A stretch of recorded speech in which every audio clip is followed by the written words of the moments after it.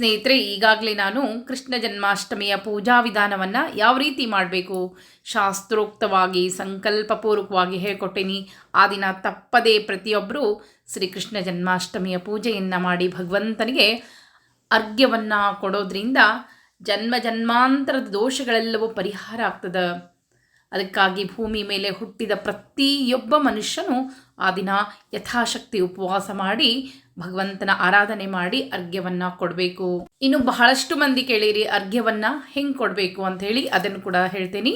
ಜೊತೆಗೆ ಈಗ ಉಪವಾಸ ಯಾವ ರೀತಿ ಮಾಡಬೇಕು, ಏಕಾದಶಿ ಉಪವಾಸ ತರಹೇ ಇದು ಕೂಡ. ಒಂದು ಕೃಷ್ಣ ಜನ್ಮಾಷ್ಟಮಿ ಉಪವಾಸ ಮಾಡೋದ್ರಿಂದ ನೀವು 1000 ಏಕಾದಶಿ ಮಾಡಿದಷ್ಟು ಪುಣ್ಯ ಪ್ರಾಪ್ತಿ ಆಗ್ತದಂತ. ಆ ದಿವಸ ಆದಷ್ಟು ಉಪ್ಪನ್ನು ತಿನ್ಲಿಕ್ಕೆ ಹೋಗಬೇಡ್ರಿ. ದೇವರಿಗೆ ನೈವೇದ್ಯಕ್ಕೆ ಉಂಡಿ ಮಾಡಿದ್ದನ್ನು ತಿನ್ನಬಹುದು. ನೈವೇದ್ಯಕ್ಕೆ ಏನು ಮಾಡಬೇಕು ಅಂತ ನಾನು ಮುಂದಿನ ವಿಡಿಯೋದಾಗ ತಿಳಿಸ್ಕೊಡ್ತೀನಿ. ಈಗ ಭಗವಂತನಿಗೆ ಯಾವ ರೀತಿ ಅರ್ಘ್ಯವನ್ನು ಕೊಡಬೇಕು, ಪೂಜೆ ಎಲ್ಲ ಮುಗಿದ ಮೇಲೆ ಅರ್ಘ್ಯ ಕೊಡೋದು ಬಹಳನೇ ಮುಖ್ಯ ಅಂತ ಹೇಳಿನಿ. ಅರ್ಘ್ಯವನ್ನು ಯಾವ ರೀತಿ ಕೊಡೋದಂತ ತಿಳಿಸ್ಕೊಡ್ತೇನೆ. ಶ್ರೀಕೃಷ್ಣ ಜನ್ಮಾಷ್ಟಮಿಯ ವ್ರತದ ಮಹತ್ವದ ಭಾಗವೇ ಈ ಅರ್ಘ್ಯ ಪ್ರದಾನ. ಆ ದಿನ ಶ್ರೀಕೃಷ್ಣ ದೇವರಿಗೆ ಭೂಮಿ ಮೇಲೆ ಹುಟ್ಟಿದಂಥ ಪ್ರತಿಯೊಬ್ಬರು ಅರ್ಘ್ಯವನ್ನು ಕೊಡಬೇಕು. ಭೂಭಾರ ಹರಣಕ್ಕಾಗಿ ಬಂದಂಥ ಭಗವಂತನಿಗೆ ಆಭಾರಿಯನ್ನು ವ್ಯಕ್ತಪಡಿಸೋದೇ ಈ ಅರ್ಘ್ಯ ಪ್ರದಾನ ಅಂಥೇಳಿ. ಅರ್ಘ್ಯ ಪ್ರದಾನ ಕೊಟ್ಟಾಗಲೇ ಮಾತ್ರ ಕೃಷ್ಣ ಜನ್ಮಾಷ್ಟಮಿಯ ವ್ರತ ಪೂರ್ಣ ಆಗ್ತದೆ, ನಿಮಗೆ ಪೂರ್ಣ ವ್ರತದ ಫಲಪ್ರಾಪ್ತಿ ಆಗ್ತದೆ. ಅಷ್ಟೇ ಅಲ್ಲ, ಇದಕ್ಕೊಂದು ವಿಶೇಷವಾಗಿರುವಂತಹ ಕಥೆ ಅದ. ಆ ಕಥೆಯನ್ನು ತಪ್ಪದೇ ನಾಳೆ ವ್ರತವನ್ನು ಮಾಡಿದ ಮೇಲೆ ಕಥೆಯನ್ನು ಕೇಳಬೇಕು. ಆ ವ್ರತ ಯಾವುದೇ ಒಂದು ವ್ರತವನ್ನು ಮಾಡಲಿ, ಆ ವ್ರತಕ್ಕೆ ಸಂಬಂಧಿಸಿದಂತೆ ಕಥೆಯನ್ನು ನಾವು ಕೇಳದೇ ಇದ್ದರೆ ವ್ರತಗಳು ಅಪೂರ್ಣ ಅಂತ ಅನ್ನಿಸ್ಕೊಳ್ತದೆ. ಅದಕ್ಕಾಗಿ ಈಗ ಅರ್ಘ್ಯ ಪ್ರದಾನವನ್ನು ಯಾವ ರೀತಿ ಕೊಡಬೇಕು, ಏನೇನು ಇಟ್ಕೊಳ್ಬೇಕು ಹೇಳ್ಕೊಡ್ತೀನಿ ಬರ್ರಿ. ಮೊದಲನೇದಾಗಿ ಪೂರ್ಣ ಪೂಜಾ ವಿಧಾನವನ್ನು ತಿಳಿಸ್ಕೊಟ್ಟೇನಿ. ಯಾವ ರೀತಿ ಪೂಜೆಯನ್ನು ಮಾಡಬೇಕು, ಶಾಸ್ತ್ರೋಕ್ತವಾಗಿ ಸಂಕಲ್ಪಪೂರ್ವಕ ಮತ್ತು ಪುರಾಣೋಕ್ತ ಮಂತ್ರಗಳಿಂದ ಪೂರ್ಣ ಪೂಜಾ ವಿಧಾನವನ್ನು ತಿಳಿಸ್ಕೊಟ್ಟೇನಿ. ಅಕಸ್ಮಾತ್ ಯಾರಾದರೂ ನೋಡಿಲ್ಲ ಅಂತಂದರೆ ಈ ವಿಡಿಯೋ ಕೆಳಗೆ ಲಿಂಕನ್ನು ಶೇರ್ ಮಾಡಿರ್ತೀನಿ, ನೋಡ್ಬೋದು. ಪೂಜಾ ವಿಧಾನ ಎಲ್ಲ ಮುಗಿಸಿದ ಮೇಲೆ ಪ್ರದಕ್ಷಿಣೆ ನಮಸ್ಕಾರ ಮಾಡಿ ಕೈಯಲ್ಲಿ ಅಕ್ಷತೆಯನ್ನು ಹಿಡ್ಕೊಂಡು ಸ್ಮೃತ್ಯಾಚ ನಾಮೋಕ್ತ ತಪ ಪೂಜಾ ಕ್ರಿಯಾದೇಶೋ ನ್ಯೂನ್ಯಂ ಸಂಪೂರ್ಣತಾಂ ಯಾತಿ ಸದ್ಯೋ ವಂದೇ ತಮುಚ್ಯುತಂ ಮಂತ್ರಹೀನಂ ಕ್ರಿಯಾಹೀನಂ ಭಕ್ತಿಹೀನಂ ರಮಾಪತೆ ಯತ್ಪೂಯಿತಂ ಮಯಾದೇವ ಪರಿಪೂರ್ಣಂ ತಸ್ಮೈ ಅನೇನ ಶ್ರೀಕೃಷ್ಣ ಜನ್ಮಾಷ್ಟಮಿ ವ್ರತಾಂಗತ್ವೇನ ಶ್ರೀ ಗೋಪಾಲಕೃಷ್ಣ ದೇವತಾಃ ಪ್ರೀಯತಾಂ ಸುಪ್ರೀತೋ ವರದೋ ಭವತು ಶ್ರೀಕೃಷ್ಣಾರ್ಪಣಮಸ್ತು ಅಂತ ಹೇಳಿ ಅಕ್ಷತೆಯನ್ನು ಕೈಯಲ್ಲಿ ನೀರು ಹಾಕ್ಕೊಂಡು ಬಿಡಬೇಕು. ಭಗವಂತನಿಗೆ ಪೂಜಾ ಸಮರ್ಪಣ ಮಾಡಿದ ಮೇಲೆ ನಂತರ ಭಗವಂತನಿಗೆ ಅರ್ಘ್ಯ ಪ್ರದಾನ. ಈ ಒಂದು ಕೃಷ್ಣ ಜನ್ಮಾಷ್ಟಮಿ ಆಚರಣೆಯನ್ನು ಮಾಡಿದರೆ ನಿಮಗೆ ಎಷ್ಟೊಂದು ಪುಣ್ಯ ಬರ್ತದಂದ್ರೆ ಬ್ರಹ್ಮವೈವರ್ತ ಪುರಾಣದಲ್ಲಿ ಹೇಳ್ತಾರೆ, ಏಕಾದಶೀನಾಂ ವಿಶಂತ್ಯ ಕೋಟ್ಯೋ ಯಾ ಪ್ರಕೀರ್ತಿತಾಃ ತಾಭಿಃ ಕೃಷ್ಣಾಷ್ಟಮಿ ತುಲ್ಯಾನ್. 20 ಕೋಟಿ ಏಕಾದಶಿ ಮಾಡಿದಷ್ಟು ವ್ರತ ಅಂದರೆ ಪುಣ್ಯ ಫಲ ಪ್ರಾಪ್ತಿ ಆಗ್ತದೆ. ಒಂದೇ ಒಂದು ಉಪವಾಸ ಮಾಡಿ ಕೃಷ್ಣ ಜನ್ಮಾಷ್ಟಮಿ ದಿವಸ ಅರ್ಘ್ಯವನ್ನು ಭಗವಂತನಿಗೆ ಕೊಟ್ಟರೆ 20 ಕೋಟಿ ಏಕಾದಶಿ ವ್ರತ ಆಚರಣೆ ಮಾಡಿದಷ್ಟು ಪುಣ್ಯ ಫಲಪ್ರಾಪ್ತಿ ಆಗ್ತದಂತ. ಅರ್ಘ್ಯ ಪ್ರದಾನ ಮಾಡೋಕ್ಕಿಂತ ಮುಂಚೆ ಒಂದು ಸಂಕಲ್ಪ ಇರ್ತದೆ. ಈ ಅರ್ಘ್ಯವನ್ನು ನಾವು ಚಂದ್ರೋದಯ ಸಮಯದಲ್ಲಿ ಕೊಡಬೇಕಾಗ್ತದೆ, ಅಥವಾ ನೀವು ಚಂದ್ರೋದಯ ಆಗೋವರೆಗೂ ನಾವು 11 ಮ್ಯಾಲೆ ಬರ್ತದೆ ಚಂದ್ರೋದಯ, ಅಲ್ಲಿವರೆಗೂ ಎಚ್ಚರಿರ್ಲಿಕ್ಕೆ ಆಗೋದಿಲ್ಲ ಅನ್ನೋದಾದರೆ ನಿಮ್ಮ ಪೂಜೆ ಮುಗಿದ ಮೇಲೆ ನೀವು ಅರ್ಘ್ಯವನ್ನು ಕೊಟ್ಬಿಡ್ಬೋದು. ಸರಿಯಾದ ಚಂದ್ರೋದಯ ಸಮಯ ನಾನು ಈಗಾಗಲೇ ಶುಭ ಮುಹೂರ್ತದಲ್ಲಿ ಹೇಳೇನಿ. ಇನ್ನು ಸಾಯಂಕಾಲ ಸಮಯದಲ್ಲಿ ಪೂಜೆ ಎಲ್ಲ ಮುಗಿದ ಮೇಲೆ ಅರ್ಘ್ಯವನ್ನು ಕೊಟ್ಟರು ಸಹ ಬರ್ತದೆ. ಮೊದಲು ಸಂಕಲ್ಪ ಮಾಡ್ಕೊಳ್ಬೇಕು. ಸಂಕಲ್ಪ ಮಂತ್ರನ ಹೇಳ್ತೀನಿ ನೋಡ್ರಿ. ಶ್ರೀ ಗೋಪಾಲ ಕೃಷ್ಣ ಪ್ರೇರಣೆಯ ಶ್ರೀ ಗೋಪಾಲ ಕೃಷ್ಣ ಪ್ರತ್ಯರ್ಥಂ ಶ್ರೀಕೃಷ್ಣ ಜನ್ಮಾಷ್ಟಮಿ ಜಯಂತಿ ವ್ರತ ಸಂಪೂರ್ತ್ಯ ಅರ್ಥಂ ನಿಶಿತೆ ಚಂದ್ರೋದಯ ಕಾಲೇ ಶ್ರೀ ಗೋಪಾಲ ಕೃಷ್ಣ ಅರ್ಘ್ಯ ಪ್ರದಾನಂ ಕರಿಷ್ಯೆ. ಒಂದು ತೆಂಗಿನಕಾಯಿ ಇಟ್ಕೊಳ್ಬೇಕು, ತಾಂಬೂಲ ದಕ್ಷಿಣೆಯನ್ನು ಇಟ್ಕೊಳ್ಬೇಕು, ಒಂದು ತುಳಸಿ ದಳ ಇಟ್ಕೊಳ್ಬೇಕು. ಅಕಸ್ಮಾತ್ ನೀವು ತೆಂಗಿನಕಾಯಿ ಇಟ್ಕೊಳ್ಳಿಕ್ಕೆ ಆಗದೇ ಇದ್ದರೂ ಒಂದು ತುಳಸಿ ದಳ ಇಟ್ಕೋಬೇಕು, ಮಂತ್ರಾಕ್ಷತೆಯನ್ನು ಕೈಲಿ ಇಟ್ಕೊಂಡ್ರೆ ಸಾಕು. ಪೂಜೆಗೆ ಬಳಸಿದ ನೀರನ್ನು ಬಳಸಿ ಅರ್ಘ್ಯವನ್ನು ಕೊಡಬೇಕು. ಒಂದು ಕೈಯಲ್ಲಿ ಅಕ್ಷತೆ ತುಳಸಿದಳ ಹಿಡ್ಕೊಂಡು ಅದನ್ನು ನೀವು ಈಗ ತೀರ್ಥ ಇಸ್ಕೊಳ್ಬೇಕಾದ್ರೆ ಕೈ ಹಿಡಿತಿರಲ್ಲ ಆ ರೀತಿ ಇಟ್ಕೊಳ್ಬೇಕು. ಅದರಲ್ಲಿ ಅದರ ಕೆಳಗೆ ಇನ್ನೊಂದು ಕೈಯನ್ನು ಜೋಡಿಸ್ಕೊಳ್ಬೇಕು, ಮೊಣಕಾಲ ಮೇಲೆ ಕುಳಿತುಕೊಳ್ಬೇಕು. ಶ್ರೀ ಕೃಷ್ಣನ ಎದುರಾಗಿ ಕುಳಿತುಕೊಂಡು ಕೈಯನ್ನು ಅವನ ಮುಂದೆ ಎತ್ತರವಾಗಿ ಹಿಡಿಬೇಕು. ಹಿಡಿದು ಮಂತ್ರವನ್ನು ನಾನು ಹೇಳ್ತೀನಿ, ನೀವು ಕೇಳಿ ಬಿಟ್ಟರೆ ಸಾಕು, ನೀವು ಮಂತ್ರ ಹೇಳಲಿಕ್ಕೇನು ಹೋಗಬೇಡ್ರಿ. 3 ಸಲ ಶ್ರೀಕೃಷ್ಣನಿಗೆ ಕೊಡಬೇಕು.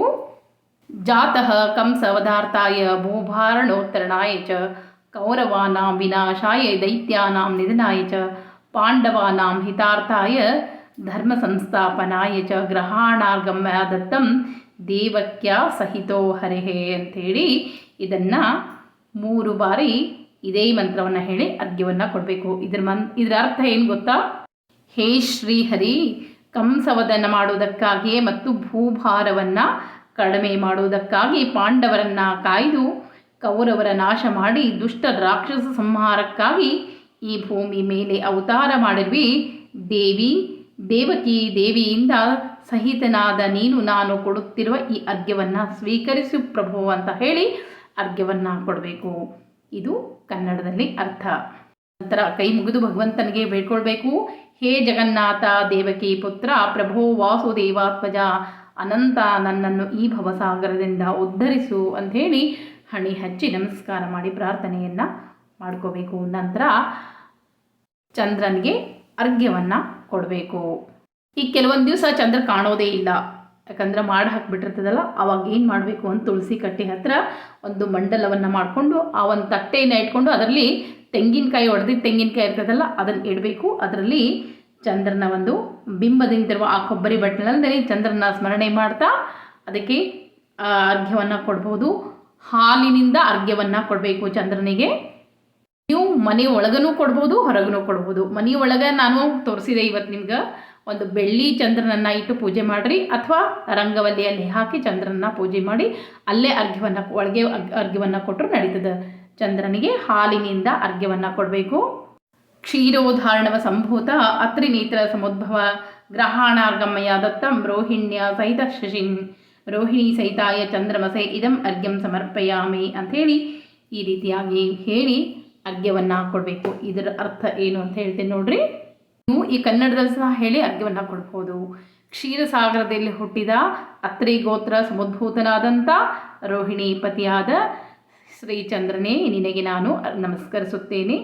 ಈ ನಾನು ಕೊಟ್ಟಂಥ ಅರ್ಘ್ಯವನ್ನು ಸ್ವೀಕಾರ ಮಾಡು ಅಂತ ಹೇಳಿ ಚಂದ್ರನಿಗೆ ಅರ್ಘ್ಯ ಕೊಡಬೇಕು. ನಂತರ ಚಂದ್ರನಿಗೂ ನಮಸ್ಕಾರ ಮಾಡಿ ಶಶಿನೇ ಚಂದ್ರದೇವಾಯ ಸೋಮದೇವಾಯ ಚಂದವೇ ಜ್ಯೋತಿಷ್ಮತೆ ನಮಸ್ತುಭ್ಯಂ ನಮಸ್ತೆ ಜ್ಯೋತಿಷಾಂಪತೆ ನಮಸ್ತೆ ರೋಹಿಣೀಕಾಂತ ಸುಧಾಕಾರ ನಮೋಸ್ತುತೆ ಅಂಥೇಳಿ ಶಶಿಗೂ ಅಂದರೆ ಚಂದ್ರನಿಗೂ ಕೂಡ ನಮಸ್ಕಾರವನ್ನು ಮಾಡಬೇಕು. ಕೊನೆಗೆ ನಮಸ್ಕಾರವನ್ನು ಮಾಡಿ ಧರ್ಮಾಯ ಧರ್ಮಪತೆಯೇ ಧರ್ಮೇಶ್ವರಾಯ ಧರ್ಮಸಂಭವಾಯ ಶ್ರೀ ಗೋವಿಂದಾಯ ನಮೋ ನಮಃ ಅಂಥೇಳಿ ಅಕ್ಷತೆಯನ್ನು ಹಾಕಿ ಮುಗಿಸ್ಬೇಕು. ಮಾರನೇ ದಿವಸ ಪಾರಣೆಯನ್ನು ಮಾಡಬೇಕು. ಅಂದರೆ ಅಡುಗೆ ನೈವೇದ್ಯವನ್ನು ಮಾಡಿ ಕೃಷ್ಣನಿಗೆ ತೋರಿಸಿ ಅಡುಗೆ ನೈವೇದ್ಯ ಎಲ್ಲ ಆದಮೇಲೆ ವಿಸರ್ಜನೆಯನ್ನು ಮಾಡಬೇಕು. ಈಗ ಕೃಷ್ಣ ಜನ್ಮಾಷ್ಟಮಿಗೆ ಒಂದು ಸುಂದರವಾದ ಕಥೆ ಅದ, ಆ ಕಥೆಯನ್ನು ಸಹ ಹೇಳಿಬಿಡ್ತೇನೆ. ಹಿಂದೆ ಒಬ್ಬ ಅಂಗದೇಶದಲ್ಲಿ ಮಿತಜಿತ ಅನ್ನುವ ಒಬ್ಬ ರಾಜ ಇದ್ದ. ಆ ರಾಜನಿಗೆ ಮಹಾಸೇನ ಅನ್ನುವ ಒಬ್ಬ ಮಗ ಇರ್ತಾನೆ. ಈ ರಾಜ ಯಾವಾಗಲೂ ಸದಾಚಾರನಾಗಿ ಪ್ರಜೆಗಳನ್ನು ಮಕ್ಕಳಂತೆ ಪರಿಪಾಲನೆಯನ್ನು ಮಾಡ್ತಾ ಇರ್ತಾನೆ. ಹೀಗಿರಬೇಕಾದ್ರೆ ದೈವ ಯೋಗದಿಂದ ಪಾಖಂಡಿಗಳೊಂದಿಗೆ ವಾಸ ಮಾಡುವ ಪ್ರಸಂಗ ಬರ್ತದೆ. ಅದರ ಸಹವಾಸದ ರಾಜನು ಅಧರ್ಮ ಕಾರ್ಯನಿರತನಾದ ವೇದಶಾಸ್ತ್ರ ಪುರಾಣಗಳನ್ನು ನಿಂದಿಸಲಿಕ್ಕೆ ಶುರು ಮಾಡ್ತಾರಂತ. ನಂತರ ಅವನು ಸತ್ತ ಮೇಲೆ ಅವನನ್ನು ಯಮಧರ್ಮನಿದ್ದಲ್ಲಿಗೆ ಸೆಳೆದೊಯ್ತಾರೆ. ನರಕದಲ್ಲೇ ಒಗೆಯಲ್ಪಟ್ಟ ಅವನು ಬಹು ವರ್ಷದವರೆಗೆ ನರಕ ಯಾತನೆ ಅನುಭವಿಸಿದ ನಂತರ ಪಾಪಶೇಷದಿಂದ ಪಿಶಾಚಿ ಯೋನಿಯಲ್ಲಿ ಜನಿಸಿ ಹಸಿವಿನ ಎರಡಿಕೆಗಳಿಂದ ತಿರುಗಾಡುತ್ತಿರುವಾಗ ದೈವ ನಿಯೋಗದಿಂದ ಋಷಿಮುನಿಗಳು ಮಾಡುತ್ತಿರುವಂಥ ಈ ಕೃಷ್ಣ ಜನ್ಮಾಷ್ಟಮಿ ವ್ರತ ಪೂಜೆಯನ್ನು ಮತ್ತು ನಾಮ ಸಂಕೀರ್ತ್ಯ ನಾಮಗಳಿಂದ ಶ್ರೀಹರಿಯ ಕಥೆಯನ್ನು ಶ್ರವಣ ಮಾಡ್ತಾನೆ. ಇದರಿಂದ ತಕ್ಷಣವೇ ಪಾಪ ಮುಕ್ತನಾಗಿ ಶುದ್ಧನಾದ ಪ್ರೇತ ದೇಹವನ್ನು ತ್ಯಜಿಸಿ ದಿವ್ಯ ವಿಮಾನದಲ್ಲಿ ಕುಳಿತು ವಿಷ್ಣುವಿನ ಸನ್ನದಿ ಹೊಂದದ ಎಂಬಲ್ಲಿಗೆ ಶ್ರೀಕೃಷ್ಣ ಜನ್ಮಾಷ್ಟಮಿ ವ್ರತ ಕಥೆ ಸಂಪೂರ್ಣ. ಈ ರೀತಿ ಬರೀ ಕೃಷ್ಣ ಜನ್ಮಾಷ್ಟಮಿ ಪೂಜೆಯನ್ನು ನೋಡಿದ್ದರಿಂದಲೇ ಆತನಿಗೆ ಎಷ್ಟೋ ಒಂದು ಅಪರೂಪವಾದ ಜನ್ಮ ಪ್ರಾಪ್ತಿಯಾಯಿತು ಅಂತೆ. ಇನ್ನು ನಾವು ಕೃಷ್ಣ ಜನ್ಮಾಷ್ಟಮಿಯನ್ನು ಆಚರಣೆ ಮಾಡಿ ಭಗವಂತನ ಪೂಜೆಯನ್ನು ಮಾಡಿ ಅರ್ಘ್ಯವನ್ನು ಕೊಟ್ಟರೆ ನಮ್ಮ ಜೀವನದಲ್ಲಿ ಹಿಂದೆ ಮಾಡಿದ ಅಂಥ ಎಷ್ಟೋ ಪಾಪಗಳು ಸುಟ್ಟು ಭಸ್ಮ ಆಗ್ತದೆ. ಇನ್ನು ನಾಳೆ ವಿಶೇಷವಾದ ಒಂದು ಶ್ಲೋಕವನ್ನು ಹೇಳ್ಕೊಡ್ತೀನಿ. ಆ ಶ್ಲೋಕವನ್ನು ಅದು ಕೃಷ್ಣಾಷ್ಟಕ ಅಂತ ಹೇಳಿ ಆ ಶ್ಲೋಕವನ್ನು ಹೇಳ್ರಿ. ಒಂದು ಸಲ ಹೇಳಿದ್ರಿ ಸಾಕು, ನೀವು ಪೂಜೆ ಆದಮೇಲೆ ಒಂದು ಸಲ ಹೇಳ್ರಿ, ಎಷ್ಟೋ ಕಷ್ಟಗಳು ದೂರ ಆಗ್ತದೆ ಅಂತ ಹೇಳಿ.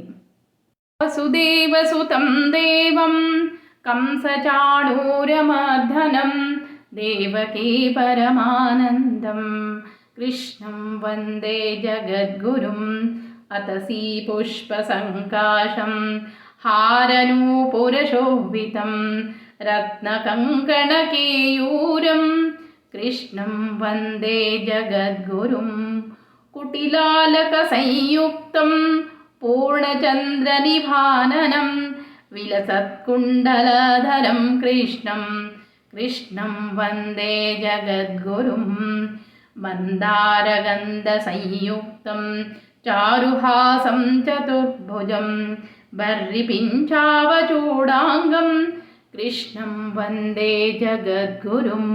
ಈ ರೀತಿ ಸರಳದ ಶ್ಲೋಕ ಈ ವಿಡಿಯೋ ಕೆಳಗೆ ಹಾಕಿರ್ತೇನೆ ಅಂತ ಮತ್ತೆ ಮುಂದಿನ ವಿಡಿಯೋ ಸಿಗ್ತೀನಿ. ನಮಸ್ಕಾರ.